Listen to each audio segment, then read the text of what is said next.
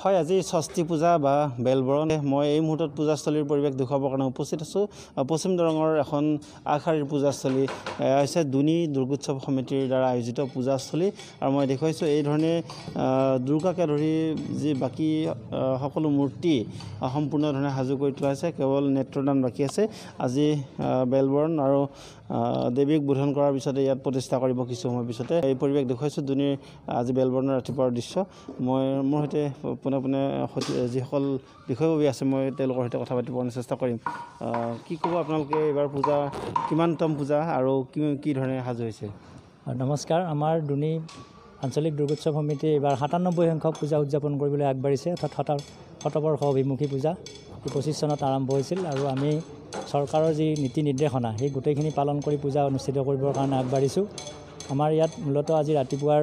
ভাগৰ পৰা আমাৰ চাফাই অভিযান থাকিব ইয়াত গছপুলি বৃক্ষৰোপণ থাকিব অন্য কাৰ্যসূচী থাকিব আৰু সন্ধিয়ালৈ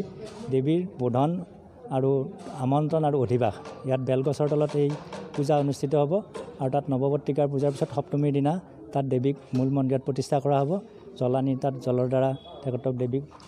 অধিবাস কৰি আমাক দেৱীৰ যিটো প্ৰতিষ্ঠা সেইটো নৱপত্ৰিকা প্ৰতিষ্ঠা কৰা হ'ব তাৰপিছত পৰ্যায়ক্ৰমে সপ্তমী অষ্টমী নৱমী আৰু একেবাৰে দশমীলৈ এই পূজা চলি থাকিব হয় মূলতঃ আজিৰ পৰা পূজাৰ মূল কাৰ্যসূচী আৰম্ভ হ'ব কি ক'ব আপোনাৰ পৰা জানিব খুজিম ৯৭ বছৰীয়া এখন ঐতিহ্যপূৰ্ণ পূজাস্থলী আমাৰ এখন ৯৭ সংখ্যক পূজা দুনি আঞ্চলিক দুৰ্গোৎসৱ সমিতিয়ে কৰিছিল ইয়াৰ স্থাপক আছিলে মাননীয় চন্দীনাথ শৰ্মাদেৱ তেখেতৰ উদ্যোগত ইয়াত দুনিত পূজা আৰম্ভ হৈছিল আৰু ১৯২৫ চনত শতবৰ্ষ হ'ব এই উপলক্ষে আমি ইতিমধ্যে এখন স্মৃতিগ্ৰন্থ প্ৰকাশৰ কাৰণে যোজা কৰিছোঁ সনাতনী নামৰ যিখন স্মৃতিগ্ৰন্থ সেইখন প্ৰকাশ পাব যিহেতু যোৱা প্ৰত্যেক বছৰে আমাৰ এই সনাতনী প্ৰকাশ হয় ইয়াৰ মুখপত্ৰ গতিকে মই ভাবিছোঁ যে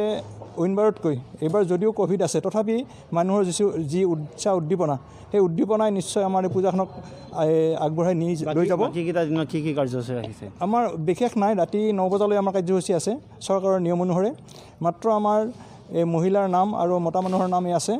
আৰু বাকী অকল আৰতিখিনি হ'ব ওজাপালি আছে গতিকে তাতকৈ আমি বেছি কৰিব খোজা নাই যিহেতু এইখনেই আমাৰ দুনি পূজাৰ এক বিশেষত্ব আছে এই শান্তি পূজাত শান্তি পৰ্বত আমাৰ প্ৰায় ৫০০ পৰা ৬০০ মানুহ হয় তেওঁলোকে অতি শান্তশিষ্টভাৱে ইয়াত বেলেগত পূজা থাকিলেও দুনিৰ পূজা যিটো শান্তি পৰ্ব এইটো ল'বলৈ চবেই আহে মই আশা ৰাখিছোঁ এইবাৰ ভক্তসকলে আহিব নিশ্চয় তেওঁলোকে তেওঁৰ মনৰ যিটো বাসনা সেই বাসনা পূৰ কৰিব পাৰিব ডিচি মেডাম আৰু বুঢ়া আৰক্ষী চকী আৰু চাৰ্কল অফিচাৰ বাইদেৱে আমাক মাতি নি ইতিমধ্যে সভা অনুষ্ঠিত কৰিছে তেওঁলোকে ক'ভিড বিধি মানি আমাক পূজা অনুষ্ঠিত কৰিবলৈ অনুৰোধ জনাইছে আৰু আমিও পাৰ্যমানে ক'ভিড বিধি মানি আমি পূজা অনুষ্ঠিত কৰিবলৈ চেষ্টা কৰিছোঁ ইতিমধ্যে আমাৰ মূল গেট আৰু বেনাৰসমূহত আমি লিখি দিছোঁ দৰ্শকসকলক যে এপালি ভেকচিন লোৱা দৰ্শনাৰ্থীয়ে পূজাস্থলীত প্ৰৱেশ কৰিব পাৰিব আৰু ইতিমধ্যে আমি আজি ক'ভিড টেষ্ট কৰালোঁ বিষয়ববীয়াসকলে পুৰোহিত সহিতে আমি আকৌ সেই মৰ্মে তেওঁলোকৰ নিৰ্দেশ মৰ্মে অষ্টমী নৱমী পূজাটো আমি ক'ভিড টেষ্ট কৰাম আৰু পূজাস্থলী তেওঁলোকে চেনিটাইজ কৰিব দিছে সেইবিলাক ব্যৱস্থা আমি কৰিছোঁ আৰু যিসকল দৰ্শনাৰ্থীয়ে মাস্ক পৰিধান কৰি নাহে সেইসকল দৰ্শনাৰ্থীকো আমি মাস্ক দিয়াৰ ব্যৱস্থা কৰিছোঁ মুঠৰ ওপৰত আমি চৰকাৰী যিখিনি ক'ভিড বিধি আমি গোটেইখিনি মানি চলি আমি এইবাৰ পূজা